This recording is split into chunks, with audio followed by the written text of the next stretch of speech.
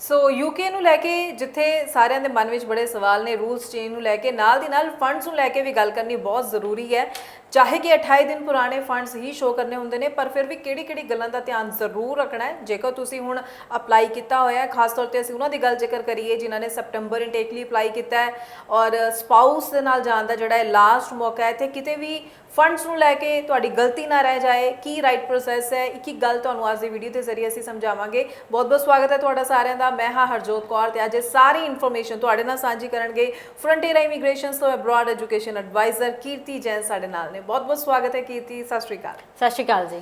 ਸੋ ਕੀਰਤੀ, ਆਪਾਂ ਹਮੇਸ਼ਾ ਹਰ ਇੱਕ ਅਪਡੇਟ ਜੋ ਹੈ ਸਟੂਡੈਂਟਸ ਨਾਲ ਸਾਂਝਾ ਕਰਦੇ ਇਹਨਾਂ ਵੀਡੀਓਜ਼ ਦੇ ਜ਼ਰੀਏ। ਅੱਜ ਆਪਾਂ ਜਿੱਥੇ ਗੱਲ ਯੂਕੇ ਦੀ ਕਰ ਰਹੇ ਹਾਂ, ਤਾਂ ਫੰਡਸ ਨੂੰ ਲੈ ਕੇ ਆਖਿਰ ਕਿੱਥੇ ਗਲਤੀਆਂ ਹੁੰਦੀਆਂ ਨੇ। ਹਾਲਾਂਕਿ ਬੜਾ ਈਜ਼ੀ ਪ੍ਰੋਸੈਸ ਮੰਨਿਆ ਜਾਂਦਾ ਹੈ ਯੂਕੇ ਦੇ ਲਈ, ਪਰ ਫਿਰ ਵੀ ਚਾਹੇ ਈਜ਼ੀ ਹੈ, ਫਿਰ ਵੀ ਗੱਲਾਂ ਕੁਝ ਪੁਆਇੰਟਸ ਹੁੰਦੇ ਨੇ ਜਿਸ ਦਾ ਧਿਆਨ ਜ਼ਰੂਰ ਰੱਖਣਾ ਚਾਹੀਦਾ। ਇੱਥੇ ਤੁਸੀਂ ਕੀ ਗਾਈਡ ਕਰਨਾ ਚਾਹੋਗੇ ਸਟੂਡੈਂਟਸ ਨੂੰ? ਬਿਲਕੁਲ, ਨੋ ਡਾਊਟ ਯੂਕੇ ਦੀ ਜੇ ਆਪਾਂ ਗੱਲ ਕਰਦੇ ਹਾਂ ਵੀਜ਼ਾ ਲਈ, ਡਾਕੂਮੈਂਟੇਸ਼ਨ ਲਈ, ਤੇ ਸਭ ਤੋਂ ਸੌਖਾ ਪ੍ਰੋਸੈਸ ਮੈਂ ਕਹਾਂਗੀ ਯੂਕੇ ਦਾ ਹੈ।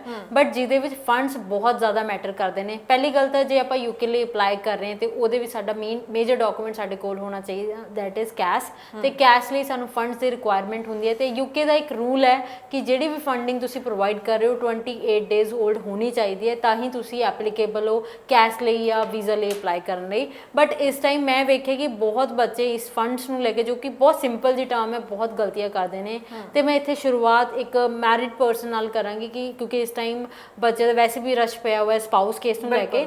ਸੋ ਜਿਹੜੇ ਮੈਰਿਡ ਲੋਕੀ ਨੇ ਉਹ ਕੀ ਕਰਦੇ ਆ, ਜਿਹੜੇ ਫੰਡਿੰਗ ਸ਼ੋ ਕਰਦੇ ਆ ਯੂਕੇ ਲਈ, ਉਹ ਆਪਣੇ ਇਨ-ਲॉज ਦੇ ਨਾਮ ਕਰ ਲੈਂਦੇ, ਭਾਵੇਂ ਉਹ ਗਰਲ ਵੱਲੋਂ ਹੋਣ ਜਾਂ ਬॉय ਵੱਲੋਂ ਹੋਣ। ਤੇ ਉਹ ਬਟ ਇਹ ਚੀਜ਼ ਤੁਹਾਨੂੰ ਕਲੀਅਰ ਹੋਣੀ ਚਾਹੀਦੀ ਕਿ ਇਨ-ਲॉज ਦੀ ਫੰਡਿੰਗ ਯੂਕੇ ਵਿੱਚ ਬਿਲਕੁਲ ਵੀ ਕਾਊਂਟ ਨਹੀਂ ਹੁੰਦੀ, ਭਾਵੇਂ ਤੁਸੀਂ ਉਹਦੇ ਵਿੱਚ 50 ਲੱਖ ਫੰਡ ਕਿਉਂ ਨਹੀਂ ਸ਼ੋ ਕਰ ਲਿੱਤੇ। ਸੋ ਮੇਕ ਸ਼ੋਰ ਤੁਹਾਨੂੰ ਪਹਿਲੀ ਗੱਲ ਤਾਂ ਇਹ ਪਤਾ ਹੋਣਾ ਚਾਹੀਦਾ ਹੈ ਕਿ ਅਸੀਂ ਕਿਸ ਰਿਲੇਸ਼ਨ ਦੇ ਫੰਡ ਜਿਹੜੇ ਆ ਯੂਕੇ ਵਿੱਚ ਸ਼ੋ ਕਰ ਸਕਦੇ ਹਾਂ। ਸੋ ਮੈਂ ਇੱਥੇ ਤੁਹਾਨੂੰ ਇੱਕ ਬਰੀਫ ਕਲੈਰੀਫਿਕੇਸ਼ਨ ਦੇਣਾ ਚਾਹਾਂਗੀ ਕਿ ਯੂਕੇ ਵਿੱਚ ਤੁਸੀਂ ਐਪਲੀਕੈਂਟ ਦੇ ਨਾਮ ਦੇ, ਜੇ ਤੁਹਾਡਾ ਹਸਬੈਂਡ ਹੈ ਤਾਂ ਤੁਸੀਂ ਉਹਨਾਂ ਦੇ ਨਾਲ ਜੁਆਇੰਟ ਅਕਾਊਂਟ ਸ਼ੋ ਕਰ ਸਕਦੇ ਹੋ, ਤੁਹਾਡੇ ਪੇਰੈਂਟਸ ਨੇ ਤਾਂ ਤੁਸੀਂ ਉਹਨਾਂ ਨਾਲ ਜੁਆਇੰਟ ਅਕਾਊਂਟ ਸ਼ੋ ਕਰ ਸਕਦੇ ਹੋ। ਇੰਡੀਵਿਜੂਅਲ ਅਕਾਊਂਟ ਕਿਸੇ ਦਾ ਵੀ ਨਹੀਂ ਦਿਖਾ ਸਕਦੇ ਐਕਸੈਪਟ ਐਪਲੀਕੈਂਟ।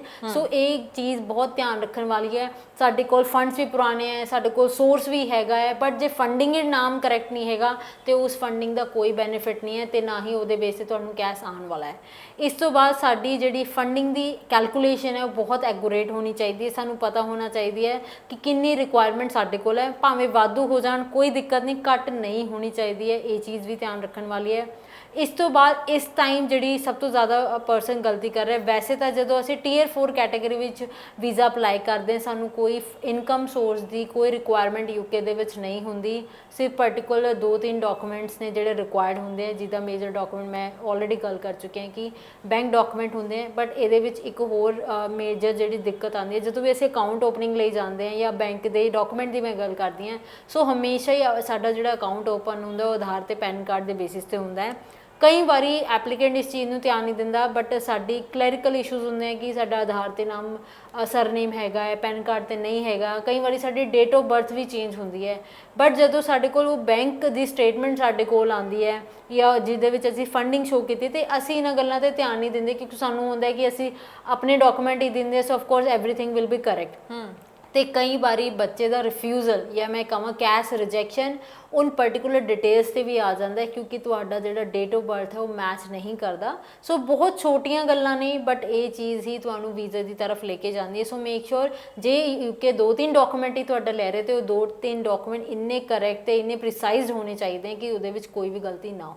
ਜੀ, ਸੋ ਬਹੁਤ ਵਧੀਆ ਢੰਗ ਨਾਲ ਇੱਕ ਪੁਆਇੰਟ ਕੀਰਤੀ ਨੇ ਕਲੀਅਰ ਕਰ ਦਿੱਤਾ। ਪਰ ਨਾਲ ਦੀ ਨਾਲ ਕੀਰਤੀ ਅੱਗੋਂ ਗੱਲ ਕਰੀਏ ਤਾਂ ਜਿਵੇਂ ਅਸੀਂ ਸਾਰੇ ਜਾਣਦੇ ਹਾਂ ਸੈਪਟੰਬਰ ਇਨਟੇਕ ਸਪਾਊਸ ਵੀਜ਼ਾ ਲਗਾਉਣ ਦੇ ਲਈ ਲਾਸਟ ਚਾਂਸ ਹੈ। 2024 ਜਨਵਰੀ ਤੋਂ ਰੂਲ ਚੇਂਜ ਹੋ ਰਹੇ ਨੇ, ਤੇ ਇੱਥੇ ਇੱਕ ਹੋਰ ਟੈਨਸ਼ਨ ਪਰੇਸ਼ਾਨੀ ਉਹਨਾਂ ਸਭ ਦੇ ਲਈ ਬਣੀ ਹੋਈ ਹੈ ਜਿਨ੍ਹਾਂ ਨੇ ਸਪਾਊਸ ਵੀਜ਼ਾ ਲਈ ਅਪਲਾਈ ਕਰਨਾ ਕਿ ਹਾਲੇ ਤੱਕ ਕੈਸ਼ ਡਿਲੇ ਜਿਵੇਂ ਜਿਸ ਤਰ੍ਹਾਂ ਨਾਲ ਚੱਲ ਰਹੇ ਨੇ, ਅਸੀਂ ਸੈਪਟੰਬਰ ਲਈ ਅਪਲਾਈ ਕਰ ਰਹੇ ਹਾਂ, ਕੀ ਸਾਨੂੰ ਇੱਥੇ ਸੀਟ ਮਿਲ ਜਾਏਗੀ? ਕਿਤੇ ਇਹ ਤਾਂ ਨਹੀਂ ਅਸੀਂ ਪ੍ਰੋਸੈਸ ਵੀ ਸ਼ੁਰੂ ਕਰ ਰਹੇ ਹਾਂ ਤੇ ਸਾਨੂੰ ਸੈਪਟੰਬਰ ਲਈ ਸੀਟ ਵੀ ਨਾ ਮਿਲੇ।